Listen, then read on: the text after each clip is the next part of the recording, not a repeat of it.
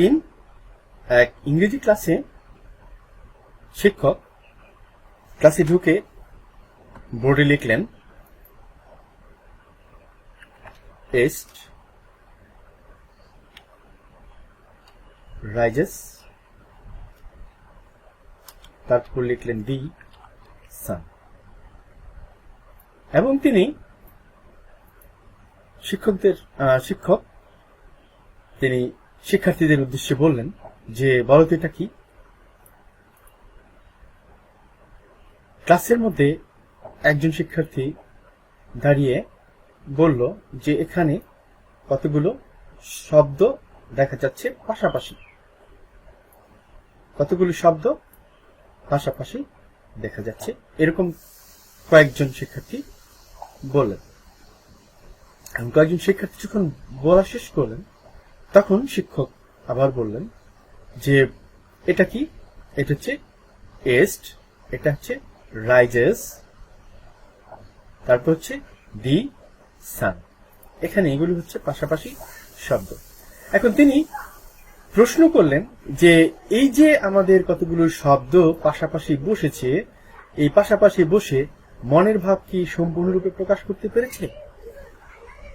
এই প্রশ্নের উত্তরে শিক্ষার্থীরা বলল যে এটা ঠিকভাবে হয়নি, অর্থাৎ মনের ভাব সম্পূর্ণরূপে প্রকাশিত হয়নি। এখন তিনি আবার প্রশ্ন করলেন শিক্ষক যে যদি মনের ভাব সম্পূর্ণরূপে প্রকাশ করতে হতো তাহলে কিভাবে এই শব্দগুলো পাশাপাশি বসতো। এর মধ্যে ক্লাসের যে ফার্স্ট বয় সে বলল যে স্যার যদি এই শব্দগুলো এভাবে বসতো, কিভাবে, দি সান rises, the sun rises in the east, যদি এটা হতো তাহলে মনের ভাব সম্পূর্ণরূপে প্রকাশিত হতো।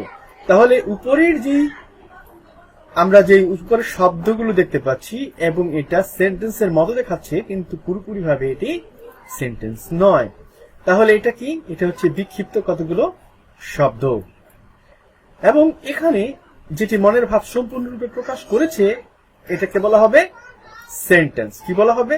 এটাকে বলা হবে সেন্টেন্স। আজকে আমাদের আলোচনার বিষয় হচ্ছে সেন্টেন্স। আজকে আমি আলোচনা করব সেন্টেন্স সম্পর্কে। তাহলে আমরা সেন্টেন্সের যদি সংজ্ঞা দিই তাহলে বলতে পারি যে কতগুলো ওয়ার্ড বা ওয়ার্ডের সমষ্টি যখন পাশাপাশি বসে মনের ভাব সম্পূর্ণরূপে প্রকাশ করে তখন তাকে আমরা বলবো সেন্টেন্স। সেন্টেন্সের মধ্যে দুটি অংশ থাকে। এই সেন্টেন্সের দুটি অংশের মধ্যে যে প্রথম অংশটি থাকে, এই যে এটা হচ্ছে প্রথম অংশ। এই প্রথম অংশটা আমি যদি একটু অন্যভাবে দেখাই, আমি যদি এইভাবে দেখাই, চিহ্নিত করি, সেক্ষেত্রে এটা বুঝতে সুবিধা হবে। আমি একটু চিহ্নিত করি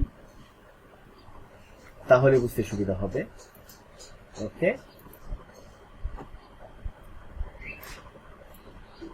ওকে, আমি এটা চিহ্নিত করছি, এই অংশটাকে চিহ্নিত করছি। এই যে আমি যদি এভাবে এটাকে চিহ্নিত করি, এটি একটি ওয়ার্ড, এটি হচ্ছে সেন্টেন্সের একটি অংশ। আবার এখানে আরেকটি অংশ, এই যে এখানে এটি হচ্ছে আরেকটি অংশ। এখানে মোট দুটি অংশ মিলিয়ে একটি পূর্ণাঙ্গ সেন্টেন্স হয়েছে এবং এই সেন্টেন্সের মধ্যে দুটি অংশ রয়েছে। এই যে প্রথমটি, এটিকে বলা হয়, কি বলা হয় এটিকে, এই যে এটিকে বলা হয় সাবজেক্ট আর এটিকে বলা হয় প্রেডিকেট। এটা হচ্ছে আমাদের কি সাবজেক্ট আর এটি কি প্রেডিকেট বলা হয়। এই সাবজেক্টের দুটি অংশ থাকে, এটি হচ্ছে সাবজেক্ট আর এটি হচ্ছে প্রেডিকেট।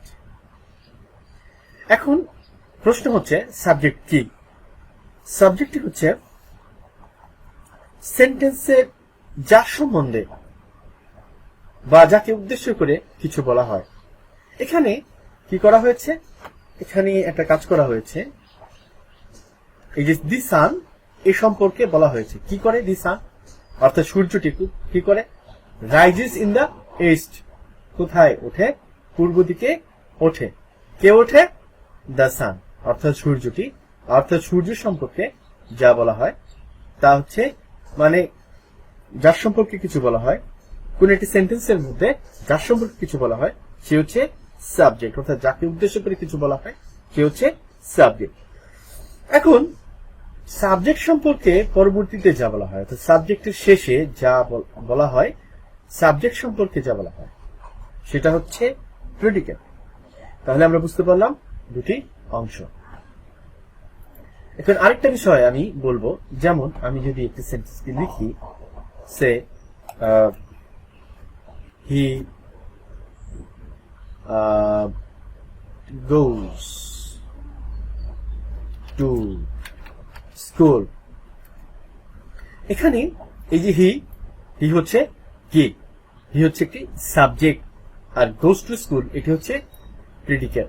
অর্থাৎ এখানে সাবজেক্ট সম্পর্কে, অর্থাৎ সাবজেক্ট সম্পর্কে কিছু বলা হয়েছে, অর্থাৎ সেন্টেন্সে যার সম্বন্ধে কিছু বলা হয়েছে। এই যে হি সম্পর্কে কিছু বলা হয়েছে, যার সম্পর্কে কিছু বলা হয় সেটি হচ্ছে সাবজেক্ট। আবার এই যার সম্বন্ধে বা যাকে উদ্দেশ্য করে কিছু বলা হয় তাকে বলা হয় সাবজেক্ট। এবং সাবজেক্ট সম্পর্কে যা বলা হয়, অর্থাৎ এই যে গোস টু স্কুল, এখানে যা বলা হলো এটি হচ্ছে প্রেডিকেট। তারপরে মূলত আজকে এই বিষয়টি ছিল যে সেন্টেন্স কাকে বলে এবং সেন্টেন্সে কয়টি অংশ থাকে।